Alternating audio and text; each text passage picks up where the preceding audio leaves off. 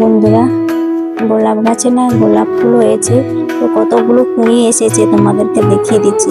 এই গোলাপ গাছে কিছুদিন আগে আমি ডালা কেটে দিয়েছিলাম, আবার বেরিয়েছে। এই গোলাপ গাছটা খুব ভালো, হ্যাঁ, অনেক মানে একসাথে 4-5টা করে কুঁড়ি আছে। আর এটা দেখতে পাচ্ছি, এই গোলাপ ফুলটা তো আরো মিষ্টি কালার, একটা বেবি পিঙ্ক কালার। এর কুঁড়ি এসেছে, একটা ফুল ফুটে গেছে আর একটা কুঁড়ি এসেছে। আর আমি এই গোলাপ ফুলগুলো না, আজকে যেহেতু বৃহস্পতিবার, আমি তুলবো না। গাছে থাকলে না খুব ভালো লাগে দেখতে, আর গাছের ফুল থাকলে দেখবে সব গাছে শোভা বাড়ায়, খুব ভালো লাগে দেখতে।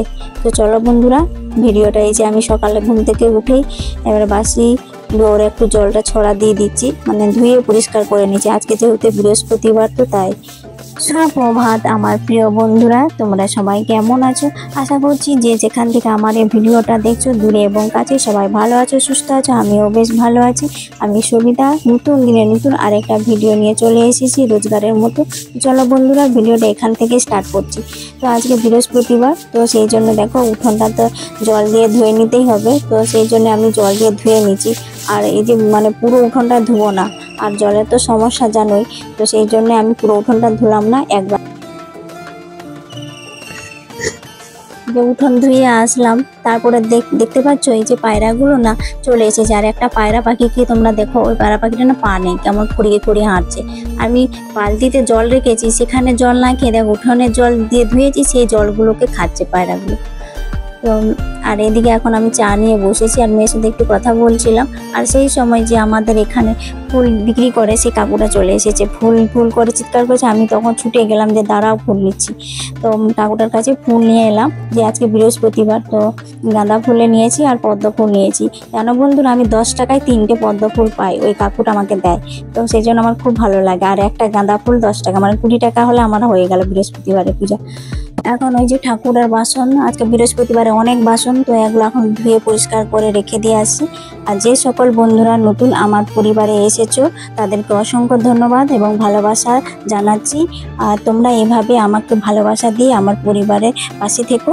আর আমার এই ছোট্ট পরিবারে তোমাদেরকে অনেক অনেক স্বাগত আর ভালোবাসা।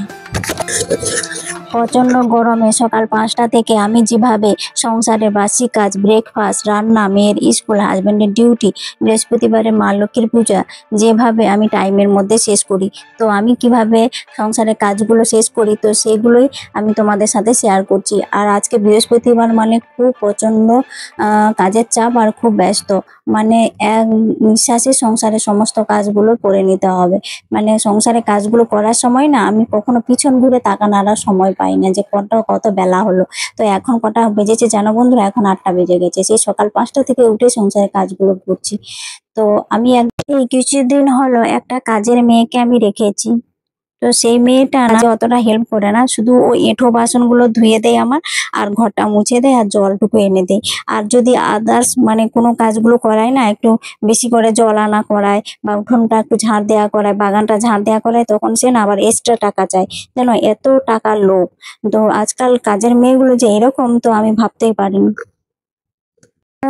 যেহেতু সংসারটা আমার, তো সংসারের সমস্ত কাজ আমাকেই করতেই হবে। তো কাজের মেয়ের উপরে ভরসা দিয়ে বসে থাকলে তো হবে না, ওকে ওইটুকু কাজ করে দেই, সেটাই আমার কাছে অনেক।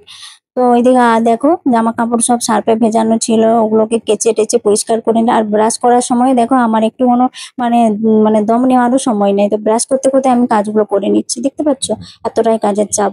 আর ওই যে পাশে রান্নাঘরের ড্রেনটা পরিষ্কার করছিলাম, ওইদিকে হাজবেন্ডের বলেছিলাম যে একটু ব্লিচিং দিতে, তো আগে দিন ব্লিচিং দিয়েছিল, তারপর ওটা পরিষ্কার করা হয়নি। আর ওই যে সবসময় ড্রেনগুলোতে জল যায়, তো জল গেলে দেখলে একটু শ্যাওলা পড়ে যায়। আর ওটা কোনো এমনি কোনো ড্রেন নয়, তোমাদেরকে বলে দিচ্ছি, ওটা আছে আমার রান্নাঘরের ড্রেন। রান্নাঘর থেকে যে আমি সবজি ধুই, চাল ধুই, ধুই, ওই জলটা আসে দিয়ে আমাদের কলপাড়ের এটা দিয়ে হয়ে একবারে তারপরে ড্রেন আছে, সেই ড্রেনে যায়। তো একজন গ্রাম্য মেয়ে হয়ে স্মার্টলি আমি শহরে যখন থেকে এসেছি, তখন থেকে দেখো আমাকে স্মার্টভাবে সংসারের সমস্ত কাজ করতে হয়, তো যাতে সংসারটাতে তাড়াতাড়ি এবং সংসারের কাজ গুছিয়ে করা যায়। আর আমার হাজবেন্ড তো জানো একজন পুলিশম্যান, তো ও যখন তখন ওদের ডিউটি থাকে, জানো তো 24 ঘন্টা অন ডিউটি। আর আমাদের ওয়াইফদের কি বলতো, 24 ঘন্টা মানে সার্ভিস দেওয়ার লোক, মানে সবসময় ওদেরকে পরিষেবা দিতে হবে, মানে রাতে দিনে। আজকে আমার ডিউটি গেছে বেরিয়ে, তারপরে আমাকে আবার সন্ধ্যেবেলায় ফোন করেছিল, যে বললো যে আবার ওই ডিউটি করে ফিরে আসবে, তো 11টা 12টা বেজে যাবে। কখনো বা না রাত 1:30 2টোর সময় আসে জানো। তখন আমার ঘুমের মধ্যে কি বলতো ভালো লাগে, সারাদিন সংসারে এত কাজ করি, তারপরে আবার যদি রাতের বেলা এসে বলে যে গেট খোলো, তো গেটটা আমাদের অন্য গেট দিয়ে আসে, তো একটা বড় মেন গেট আছে, যেহেতু ভাড়া বাড়ি সেখানে, আমরা যেখানে থাকি, তো একটা বড় গেট আছে, তো সেটা দিয়ে বাইকটা ঢুকাই, তো তখন ওখানে গেটটা খুলতে হয়। তো ওই জন্য আমাকে ঘুম থেকে উঠতে হয়, তখন অনেক কষ্ট হয় জানো কি। উঠে আবার ওখানে ওই যে মালিকের ওখানে যে চাবি থাকে সেটাকে নিয়ে আমাকে আবার গেটটা খুলতে হয়, তারপরে আবার গেটটা লাগিয়ে আসতে হয়। তো যেহেতু অনেক দেরি হয়ে গেলে তখন হাজবেন্ড খেয়ে চলে আসে। যদি 10টা 11টার মধ্যে আসে তখন আবার ঘরে খাই।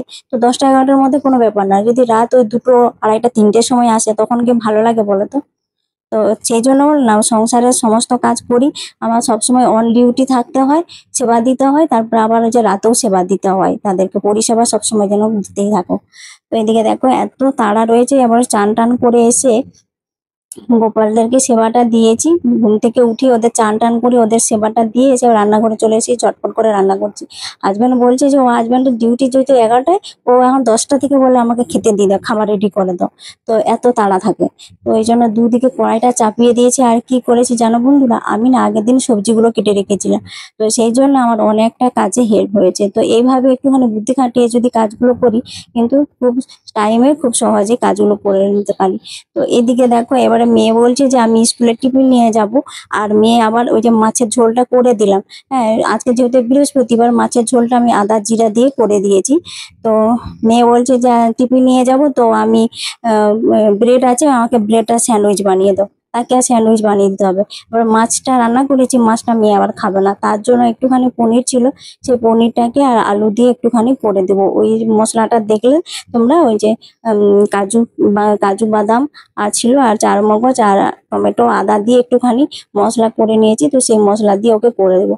ওকে এটা করে দিলাম, এই সবজিটা ও এটা রাতেও রুটি দিয়ে খাবে আর এখনো খাবে, ওর মতোই করে দিলাম, মেয়ের মতোই। তো এইদিকে একটুখানি রান্নাটাও হয়ে গেছে, একটুখানি কেশরি মেথি দিয়ে এবারে নামিয়ে নিব।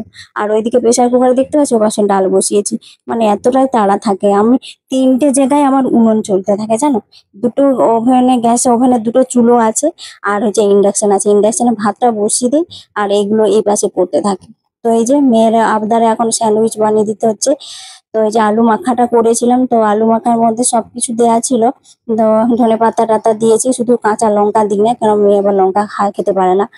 তো এই যে একটু ম্যাগি মশলা দিয়ে চাট মশলা দিয়েছি, আর ব্রেডের আগেই দেখছিলাম সস দিয়েছিলাম, তাহলে ওই আলু মাখাটা ভালো করে বেশ চিটে বসে থাকবে, না হলে না ছেড়ে যায়।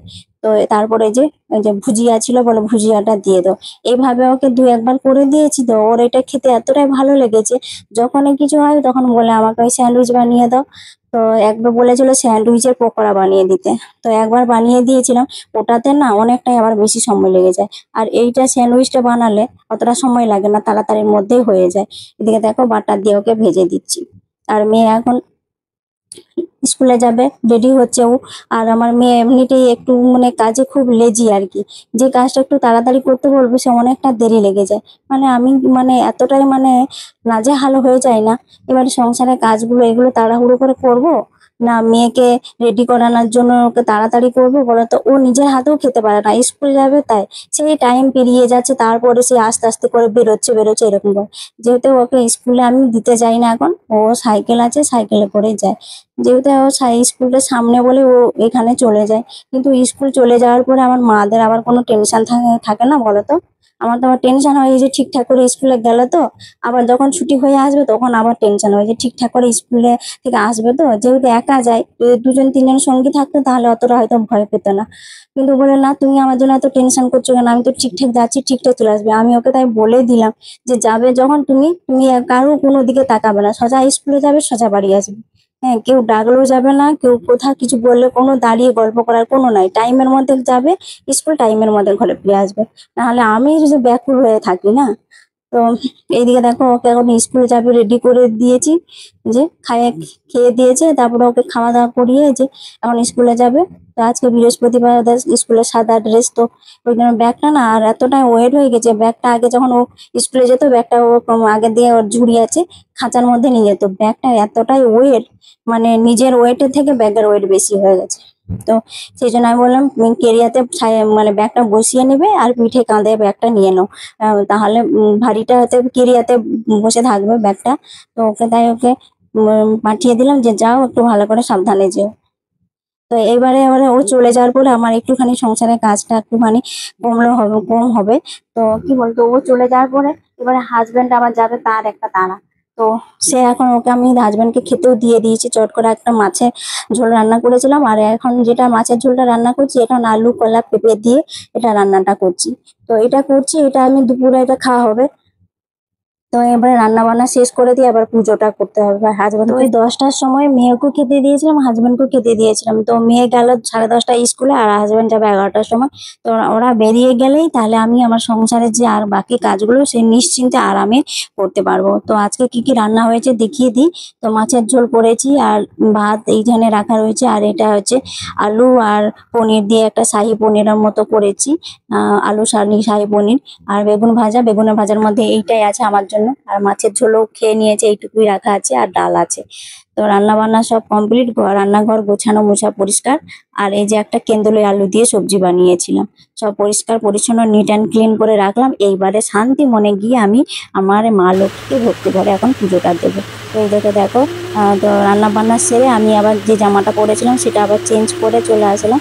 এসে মা লক্ষ্মী আজ সকালেই তো জানো আমি সকাল সকালেই চান করি, তো সেই জন্য আর চান করতে হয় না, জামা চেঞ্জ করে চলে আসলাম পুজো করতে। তো মা লক্ষ্মীর ঘরটা বসিয়ে দিয়েছি। তো মা লক্ষ্মীকে যেমন আমি বৃহস্পতিবারে পুজো করি, তো চান টান করিয়ে পুজো করি। আজকে একটু ঘিয়ের প্রদীপ জ্বেলেছি, আর আরতিটা করে নিচ্ছি। ঘিয়ের প্রদীপ দিয়ে কর্পূর দিয়ে আরতি করছি, আর এই যে জলসংখ্যা দিয়ে আরতি করি, আর ওই যে ময়ূর পাখা দিয়ে আরতি করে নিচ্ছি। তো এভাবে সংসারে প্রতিটা কাজ আমি সুন্দরভাবে সাজিয়ে গুছিয়ে করতে পারি বলে আমার সংসারে লক্ষ্মীশ্রী আনতে পেরেছি, আর তাতে আমার সংসারের সুখ সমৃদ্ধি বজায় রাখতে পেরেছি। তো এইভাবেই আমি পুজোটা করি। তো আমার পুজো দেওয়া এখন কমপ্লিট হয়ে গেছে। তো আমি দেখিয়ে দিচ্ছি আমার মা লক্ষ্মীকে কেমন লাগছে। আর এখানে ভিডিওটা শেষ করছি এই পুজো দিয়ে। তো কেমন লাগলো ভিডিওটা কমেন্ট করে জানাবে। ভালো লাগলে চ্যানেলটাতে সাবস্ক্রাইব করে আমার পরিবারের নতুন বন্ধু হয়ে আমার পাশে থাকবে। সবাইকে টাটা, বাই।